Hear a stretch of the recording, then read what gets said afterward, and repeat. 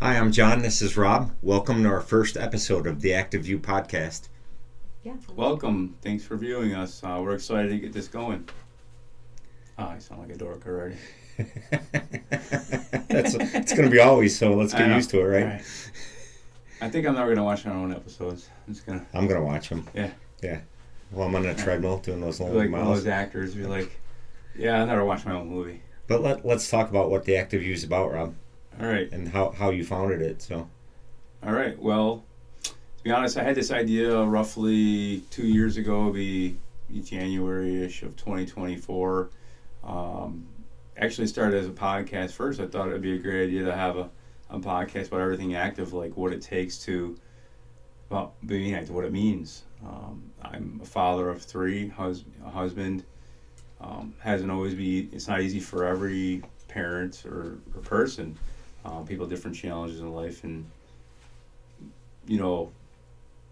being married, having a business, 3 kids, it can be challenging just as much as any career can be. I don't want to take any away from anyone had their own personal experience of what they do and how, but going into that a little bit further and having our oldest on the spectrum, a lot of different variables through the course of time. My wife, co-owner of Runner's Roost. We have 2 running storefronts here in the Buffalo, New York area. And, we talk a lot about running, but there's a lot more to being active than just running. Oh, absolutely. And going a little bit into that, I had in January of 2015, I had an acute silica exposure, crystalline silica 99%. It really put me in a mental funk. Am I dying? A few weeks into it, I started coughing up a lot of different things, like a mucus, like glitter, and it was scary for me. Like, I go to work, I do my job, come home at night, kind of shut down.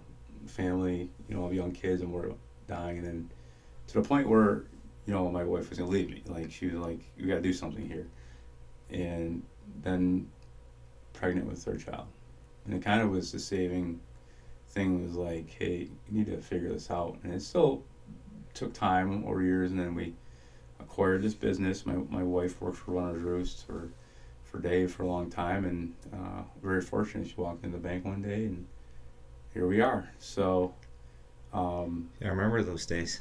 yeah, you tell how you connected with Runner's Roost. Yeah, I've been involved with Runner's Roost for over 20 years. I started the run group back in 2011. Myself, I'm a father of 2 lovely daughters. My wife, Nicole, she's my biggest supporter. Couldn't do any of this without her. Like, she let me retire from the sheriffs and come and do this with you. Runner's Roost has been a roller coaster for me. It's been awesome. Like, I was always tight with Dave, the old owner from Runner's Roost, and Michelle, who was Dave's number 2 over there, and that's Rob's wife. And Michelle and Dave always promised me a job when I retired from the sheriff's. So let me introduce myself. I'm John. I worked in law enforcement for 27 years. Before I worked in law enforcement, I was a salesman. And sales is my true passion in life. Like, I love law enforcement. It gave me a wonderful career, a great pension, and now I get to do what I enjoy. And like, that's the biggest takeaway I can get from this whole thing. But yeah, so just when Rob approached me, like, when I first came to him when I retired, I go, Rob, I kind of want, Dave promised me a job when I retired. I remember working at Runner's Roost at the expos and helping him out here and there. Yeah. I only did it part-time, and I wrote shoe reviews for Dave too, running shoe reviews. That's, me, I'm the biggest running shoe geek on the planet. And Dave kept promising me. I remember he goes, John, how many years do you have before you retire? I go, 10 years, Dave. He goes, I got a job for you. Then when I found out that you and Michelle bought it, I wasn't scared, because I know Michelle would hire me and you would hire me. And I remember when you were 3 years out, we started the countdown. Like, we started the countdown. And like, how much? Then it was like 5 months and 3 months, and it was like, all right, I'm gonna take a month off to kind of reset. You're like, all right, so you want a month off? Like, no, actually, 2 weeks is good. I'm good. I think I took a week. Yeah, a week or 2, and then you're like, right. I was retired for 1 week. Yeah. I did nothing, sat at home, I was bored. Yeah. So then I came to work at Runner's Roost, and then Rob presented this idea of the Active View with me, and I was like, yeah, I'm all in, dude. Like, yeah, this is it. Yeah. This is, I watch podcasts. Yeah. I love I love everything about being active, running. Like, it's not just running. Running's my passion. But let me start from the beginning, because it's a funny story. Like, I played soccer when I was a kid, and I loved soccer. My parents didn't let me play football because they thought I'd get hurt, so I played soccer. I played for college. I went to Buff State College, and John Renee Tassi played with me at Grand Island High School. He was like number one in the country. The kid was unbelievable. He went pro after high school. His dad was the coach at Buff State where I went. He goes, "You got to play for my dad." So I think I briefly played for them. I only stayed at Buff State for one semester. It was a big school for me. It wasn't for me. I didn't like it. I liked playing soccer for him, but I didn't like the school. So then I ended up going to Niagara Community College. And I was always hustling, making money. Even when I was in high school and college, I worked part-time jobs. I worked three part-time jobs to make full-time hours because I always had toys, snowmobiles, ATVs, trucks. So my parents weren't buying that stuff for me, so I had to buy it for myself. Right. So I worked hard. That's what I worked more than I went to school. And I'm like, what can I do with my life to make money quick? Like, how can I get through this college thing and make money? So I sat down in the cafeteria at NCCC, and there's two other my buddies, and we all had the same idea. And we're like, what can we do? Like, well, we can get a 60 college credit hours, become cops, and make good money. Right. And I'm like, let's do that then. It's not 4 years. It's not a ton of time. So we did. We all went, and we all have great law enforcement careers. We're all retired right now, as a matter of fact. And my law enforcement career started at ECC, which I was a campus public safety officer. Then I went to the holding center, where I worked as a jail guard. Then I went to U.S. Customs. I was a federal agent for a year. And I would have stayed there forever. I loved it. But then I don't want to dwell on this law enforcement stuff too long. But then the sheriff's called me. And the funny thing about that story is I got called on a Wednesday night at 6 p.m. It was the chief of the sheriff's administration. And he goes, "John, I have good news and bad news." I'm like, "What's that?" I was already working at Customs for almost a year at that point. And he goes, "I have good news and bad news." I go, "Well, give me the good news." He goes, "We're hiring you in Erie County Sheriff's Road Patrol." And that's what I always wanted to do, because I grew up on Grand Island. I wanted to do law enforcement on Grand Island. I was comfortable with the area. And I always wanted to be with the sheriffs on the road. And he goes, "We're hiring you, but the bad news is you start tomorrow, and you're 3 days late to the academy already, because the academy started on Monday." So I started on a Thursday. Yeah. And he goes, "You can only miss 3 days, so you can't miss any more time." And I go, "Well, I guess I'm in." Yeah. So I had to go to Customs and eat crow. And I had to tell him, "Listen, I'm sorry." I called them that night, and I go, "I have to resign because I'm starting." And my supervisor at the time was very, very welcoming to it. Like, he could have done a lot of stuff, could have marked me AWOL and this and that, but he helped me out. And so that's where my career started there. And I worked 27 years total in law enforcement. I worked 20 years and 1 month in the sheriff's, and retired, and now I work at Runner's Roost. But I've always been active. Like I said, it went back to the soccer thing. But when I was a little kid, and this is kind of weird, and people might not understand it. You'll understand when you see more episodes of The Active You, because I'm the biggest running shoe geek on the planet. I don't want to be too overt about it, but I'm probably being modest about it. And Rob can say more about that. But I know we'll find out as time goes on. Yeah. They'll figure it out. They'll figure me out. But I loved running shoes from the time I was probably 5 years old. And I used to get, at a very young age, probably 7, 8 years old, I used to get subscription of Runner's World magazine, because we didn't have the internet and all that back then. So, and I'd get those magazines in the mail every month, and I'd read through the running shoe reviews, and I'd look at all the photos of running shoes, and I just loved them. So, do you have a favorite one? Do you remember from back then? From back then? Yeah. Oh yeah, the Nike Waffle Trainer from the 70s. Right. Like, the OG. it was that blue and yellow. Yeah. And I remember asking my parents for that shoe. I think it was $100 at the time, or $90. That was unheard of back then. That was a lot of money in the 70s. This was the 70s, or maybe early 80s. That much, yeah, could be. I wouldn't know. It might have been $75, Yeah. but I'm thinking it was more like $100. Yeah, I don't think I was born yet. So you probably weren't. But they bought it for me for Christmas. So I got the Nike Waffle That's Trainer. amazing. And if you know how Nike started, I'm not going to go through all that. Like in 1972 with Bill Bowerman, Right. and like he made the waffle outsole with Right. his wife's waffle iron. I had to have that shoe, so I got that shoe. And when I got the shoe, I had to run in it, right? Yeah. So being active came from being a running shoe geek. Like I'd Yeah. go out and run in the shoe, and I liked the feeling of it. I'd run around my block. So sometimes people are naturally born with it. Liked it Or- because of the shoes. It yeah, wasn't the because shoes. I liked Yeah. running. Yeah, you're a good soccer, but overall you're a pretty good general athlete. I was the fastest kid on the soccer team too. Yeah. So Yeah. I mean, speed came natural to me when I was Like- young. Yeah.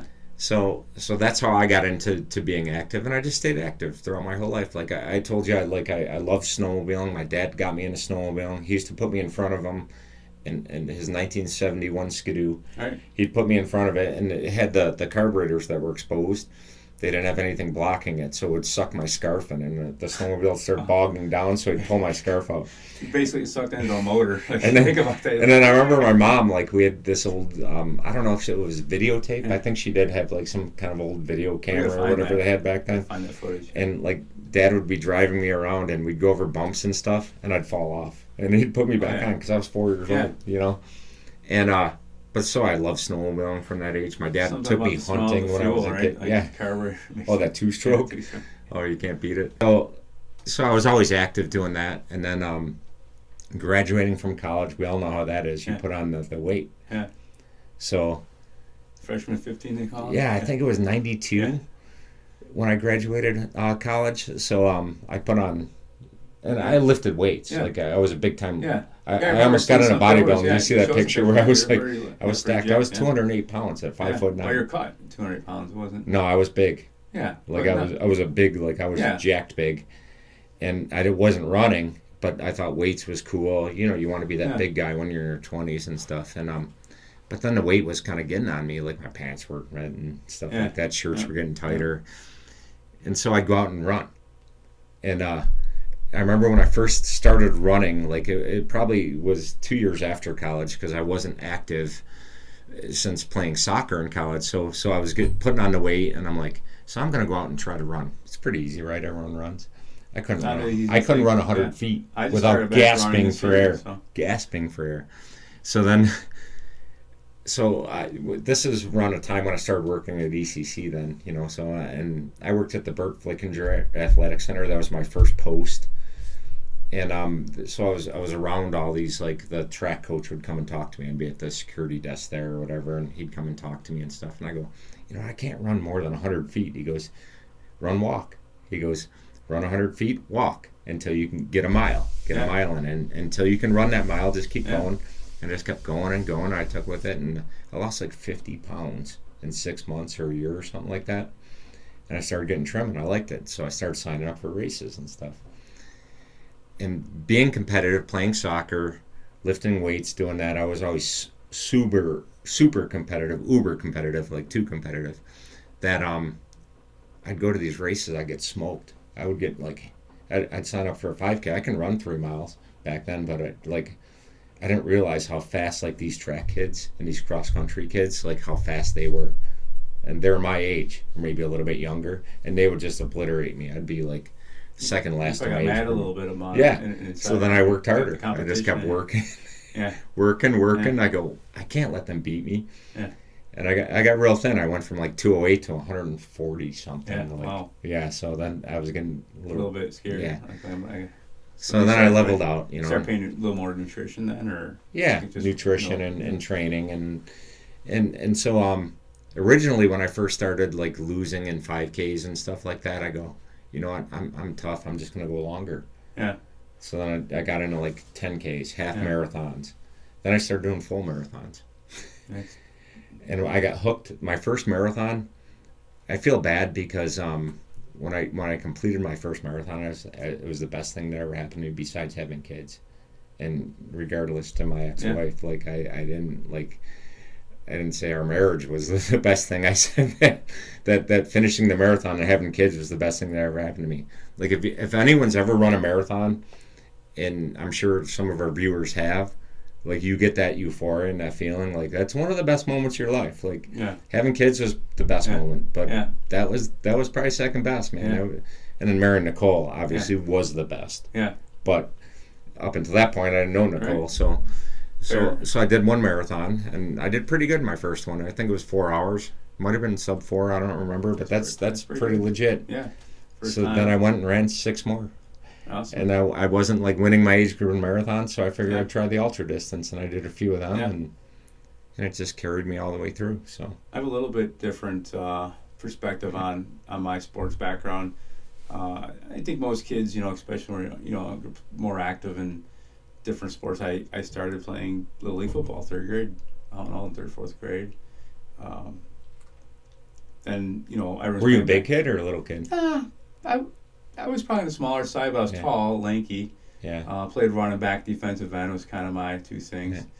Never really great at it, but good enough, and as I grew older, some kids got faster, stronger, put more time in the weight room. Yeah. I didn't take it as serious sometimes, but Football stuff. yeah, it is a tough sport. I had a great time with it, and I did not run track or field, cross country, played soccer. I played 7th, 8th grade football, 9th grade football, and 10th grade. Or 9th grade, I was actually washing dishes at a restaurant, like 14 years old. I was making $4.25 an hour. I'm like, this is great. I'm like, then I go across the street to the pool hall after taking home $70 and play pool. Well, pool's active. Yeah, it is. Yeah, but except I had my older stepbrother was teaching me how to like hustle people a little bit. So, but we had fun with it. Never got in any trouble or beat up or anything. But then like 9th grade, be like. Were you playing old guys like me? Yeah, just like playing at Classic Q on Transit. Yeah. And I played there. which was at Spencer for a little while. Now they moved, but a lot of fun memories, and I lived in the neighborhood. But then after 9th grade, I didn't have the job. 10th grade came, I played football, and I'm like, I want to work again. I couldn't find a job. 15, no one hired me. I worked at Jacoby's, they weren't around anymore. So my buddy, we're in like study hall, he's like, why don't you try wrestling? It's so much fun. He's like, come to practice. I went to practice. I was good. I was better than him almost. Like after he wrestled for a couple years, like not knowing anything, just naturally defensive and strength. So I never knew. I don't think I knew you were a wrestler. Yeah, I kept on. I wrestled. Yeah, I kept on wrestling for Lancaster. Yeah. At the time, I think we went a decade without losing a dual meet. Talking about punishment. Yeah. We used to have to run with a Michelin tire, a truck tire, for misbehaved at the times. I think so. I have a friend that still has like a shirt that has tire marks in it from carrying the tire. Still has the shirt. He did a few years ago. I know he isn't fitting anymore. But so hear me out here. I don't mean to interrupt, but I wrestled in middle school. I think it was 8th grade, maybe 9th grade a little bit. I didn't like it. Yeah. Like being twisted up, I felt like, remember the bridges you had to do and stuff, like my neck hurt. Oh yeah. And not only that, like I always had a really good sense of smell. Still to this day, it might be the big nose and all that, but I still to this day, like I can smell stuff, and it drives everyone nuts around me because I can smell it. Post run does it sometimes too. You get sweated up. It's not too far different. You don't smell. We don't smell too bad tonight. Like, you change your clothes. Yeah, true. A little bit, but it's like the smell. Like I'd put someone like you do a headlock or whatever. You put your arm underneath there, and the BO smell. Armpit in your hair or in your face. Yeah. That armpit smell. Like I couldn't take the smell. That's why I quit. I think I quit wrestling because of the smell. Yeah, check the oil. That was my It's like I was too close, man. I didn't like that smell. So I continued on that. Like 10th grade, I was pretty darn good. Wrestled JV first year. 11th grade, I was undefeated on JV. I think I was like 6-6 on varsity, and then 12th grade varsity. And I was good enough. I had a kid in our weight classes. Like they would always bump him down, so he usually had to face the tougher opponents. He got bumped down, so I never really had to suck a ton of weight. What did you weigh? What weight class? 152 and 160. Then that's pretty big back then, because I think I did 140 something. Yeah. And that was super competitive, and I remember the bigger guys. I was like you guys, like went to like 172, 189, 215, and unlimited. It was like 275. So wow. So sometimes we're fortunate to have a bigger size team, because some of the smaller schools, they might not have a smaller weight class, or if they do, or in the middle, they have to wrestle with bigger kids to practice. So I remember that. So I was fortunate. We had a lot of wrestlers. A lot of good times, like the bus trips, are probably some of my favorite, tournaments. But I didn't run other than having to for practice or conditioning. Didn't enjoy it, to be honest. And then met my wife one night, and she's a runner. I'm like, yeah, I'll go for a run with you. You know, we went out to Chestnut Ridge, run the Mother Loop, and she was kind, like passionate. She, like, I That didn't know hill. she was a D1 runner at the time. She laid down a 10:19 2 mile in 11th grade. She was legit. And she Like, ran the Mother Loop with me, and I never stopped running. And she encouraged me. We just went out, and I'm just trying to do it to press the girl, right? Keep this Yeah. big thing going. And I ended up with bronchitis like 2 weeks later. Yeah. Like sick from probably that day because of high humidity, you know. It was the strangest thing. But then Oktoberfest, I did my first, went to Alkaville Oktoberfest, did my first 5K. Oh, wow. You know. When was that? 2006. Okay. And in the lodge on top of the Yeah. hill, there's a posters party. Mark, that was his race. And they play Flip Cup after. We're playing Flip Cup, like after a 5K. I'm like, this is so freaking awesome. Like, I love 5Ks. Like, that you can run and like physically cause pain and be healthy at the same time, and then go have fun after. So it became like this social thing for me in my early 20s. You know, in weightlifting, I always went to the gym and stuff. I was in pretty good shape, and then so I kind of let myself go there for a while. When talking about weight, I was 2 years ago, I was 250 pounds. I remember. I'm down to You 200, lost a like ton. starting over. Like, it's not easy, and like I don't want to say starved myself, but you know, definitely changing, like eating soups and like Yeah. I cut the pizzas out with IPAs. I love beer, but IPAs during COVID, having 2 or 3 IPAs a night, you know, it messes your stomach in the morning. Not eating breakfast, so I had to cut some of that stuff out and just change. And it took a while, and so now running. Never done a full marathon.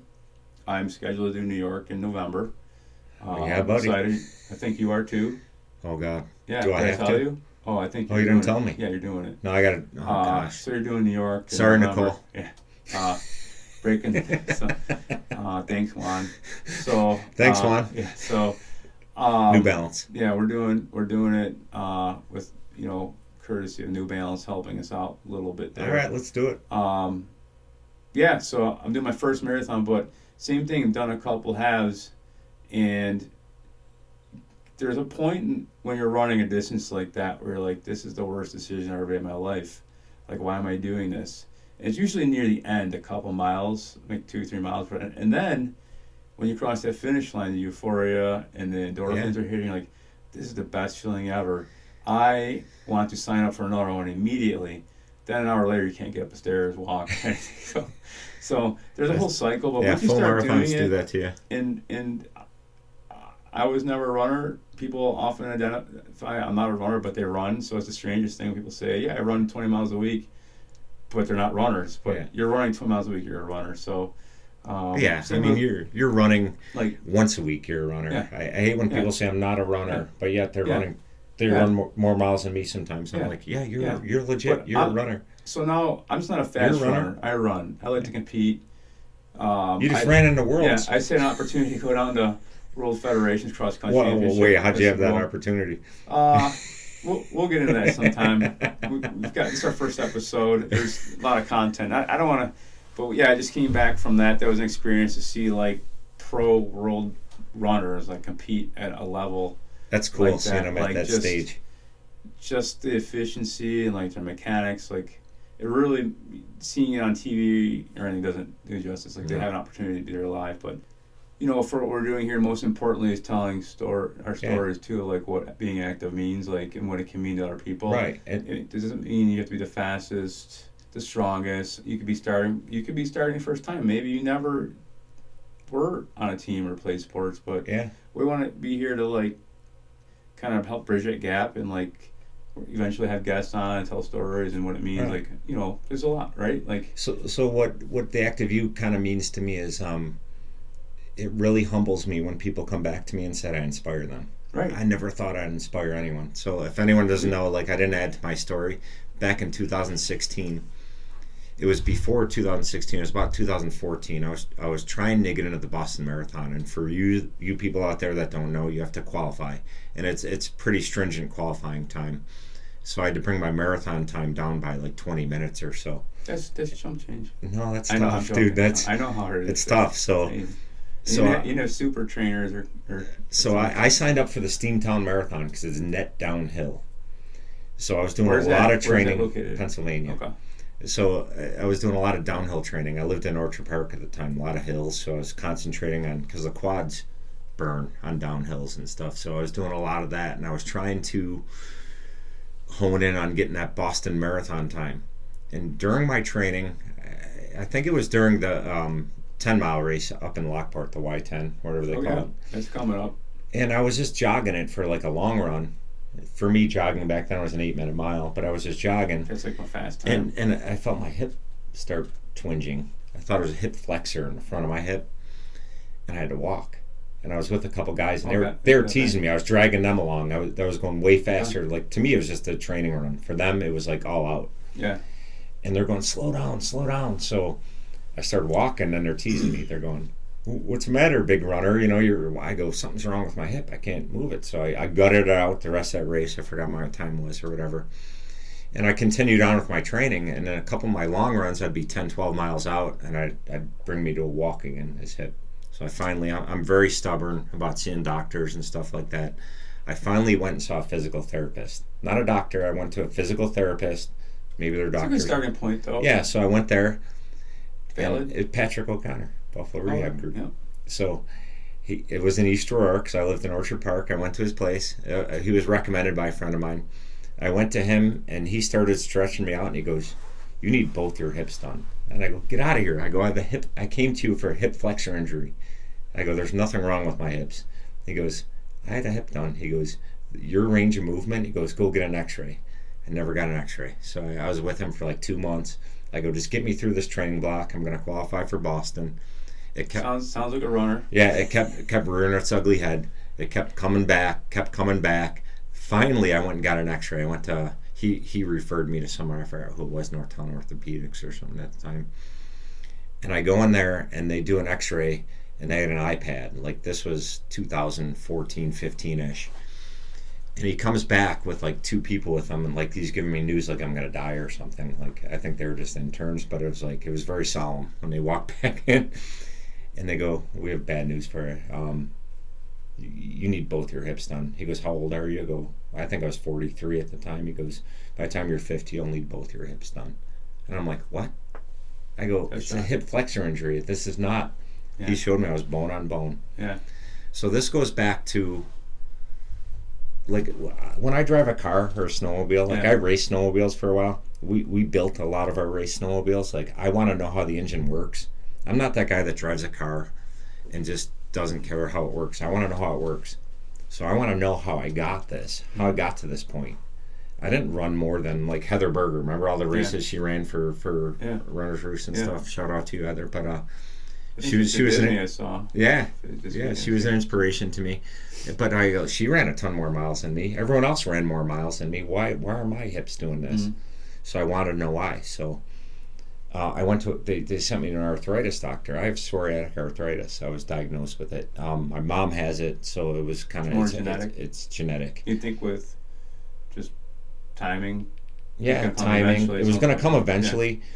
Yeah. When I was snowmobile racing, that probably beat up my hips. The way you sit and you're going. And I was pretty intense with it. So, but I think that part of it's like beating up, like general arthritis, but part of it is that psoriatic arthritis and the impingement pain I had in my hips. Like I couldn't sleep at night. Like I'd be laying in bed just like, and I'm a tough guy, man. I've been through a lot in my life, and I would sit there and almost scream in pain at night. And the one time I was trying to put my jeans on in the room, and I fell over, and I couldn't because I didn't have no range of movement. And it's like, it's time. So I went and I set up an appointment, and I had to get both my hips replaced. 2016, I went to my orthopedic surgeon guy, whatever, and I said, he goes, so we'll do one hip, then we'll do the next one a month later, because I needed them both done. And I'm like, can I get them done on the same day? And he goes, well, that's kind of tough. So he gave me a guy, Frank Luzzi. Maybe we'll have Frank on here someday, because he's an awesome guy. Frank had both his hips done when he was 48 years old on the same day. And he's an orthopedic surgeon that does hips. So he goes, I got the perfect guy for you. Yeah. So I went and talked to Frank, and you have to go through a consult to get both your hips done. Basically, they saw off your legs, put them back on, You know what I'm saying? So there's a lot of recovery. so there's a mental lot of side recovery mental, Yeah. and you have to be strong upper body, and you have to Yeah. be ready for that recovery, because it's not, you don't have one strong hip Yeah, holding you up the can't other. just get up and push off one leg. You have to be able to pull yourself Right. off. So Yeah. so I had them both done in January 2016. It'll be 10 years now. And before I had my hips done, not Frank, not the orthopedic guy that did the surgery, it was another guy, the original guy I was with Northtown. He goes, "You'll never run again after you get your hips done. We don't." And I'm They say like, that about knee replacements. The hips is way more serious. yeah. So. And I said, I told him, I'm like, well, I was saying this in my head. I'm like, the only reason I'm getting my hips done so I can run again. so I can keep running. You know. So got my hips done, and it was tough, man. The recovery, I was off work 3 months, and I got them done on the same day, mainly because I didn't want 2 recoveries. Yeah. I wanted to get it done at once. I didn't want to take 3 months off and then go back to work for a year, then take another 3 months. It was taxing, but running was tough. Like, it took me like 18 months before I was back, and I remember the first time I ran a mile, it was a 12-minute mile, and I was way faster than that, and it was like just baby steps. And I remember the first 5K back that I ran, it was the Mighty Fits up in Lewiston, and I wanted to break 30. I was like 29. You know how fast I run now. Like, to break 30, I was 29 minutes and like 58 seconds. You're running like and I was so now. happy. Yeah, I was like, oh my God, I can run a sub 30. And it just kept going from there. And I ran into Frank Luzzi in Florida.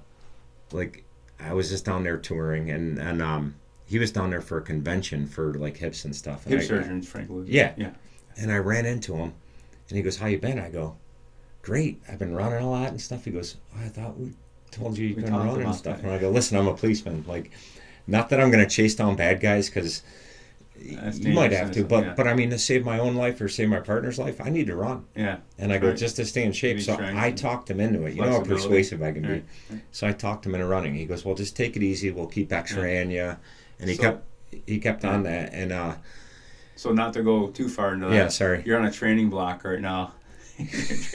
You got a coach. I have a coach now. 10 years later. Yeah, Frank. Sorry. 40 miles a week plus, coming up. So, but it can't be done. So anything just to keep you active. Yeah. And like going back to like that whole tangent I went on. Like, the active you means for me is inspiring others to be active, and it's just about constant forward momentum. Right. I watched my dad, like when he retired from Chevy. He always said he was going to do stuff, like he was going to go work a machine shop and do this. He didn't. He he had a tough job, so I get it. Like, but he just sat around, and he went downhill from like open heart surgery to carotid surgery.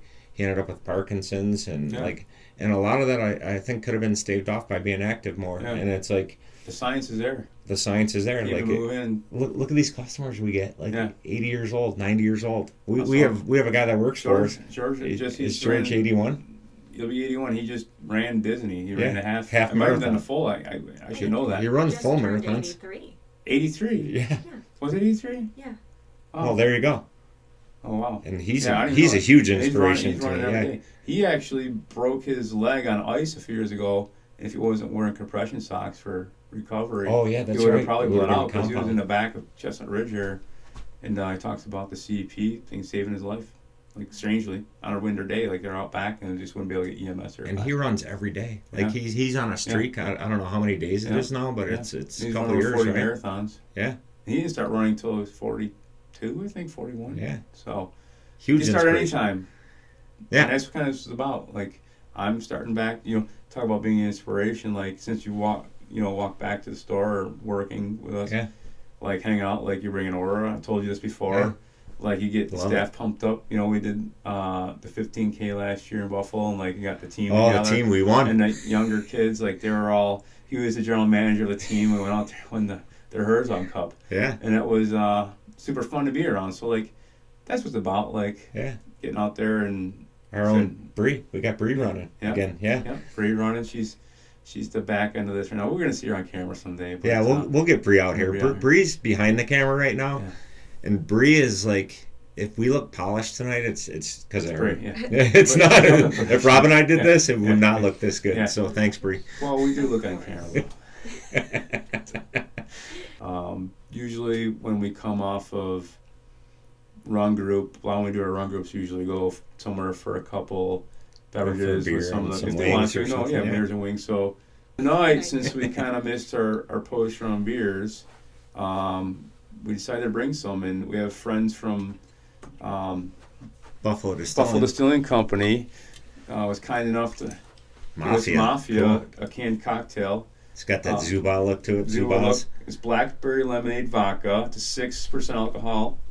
I'm kind of excited to try it. I was reading the can earlier. This What's is it kinda made funny. of? It says colored with butterfly pea was the first sentence, but I said not P-E-E, P-E-A, and then you read the next sentence, it's flower extract. So butterfly pea is a flower extract, so it's not real butterfly pea. I thought he was joking. So, no, he didn't. Honestly, I didn't believe him. I said, no, look, it says right You there. bust my chops all the It's time. made in Buffalo, New York. Go Bills. We're going to crack this open and give it a try. Yeah. Cheers. I say we do. Cheers. All right. Cheers to our Cheers. first Active View episode, post-run beverage. It's not bad. I honestly, as a guy who likes seltzers, I'll buy It's good. some different ones. Like I change it for beer. Like I've talked about a journey, or I cut out IPAs, and sometimes I. Nicole Really, like what's this. calorie on this? Does it have it? Yes, I'm not sure. Typically, the 5%, 100 calories or so. I'm sure it's in there somewhere. I don't have my contacts in with the cheaters, so.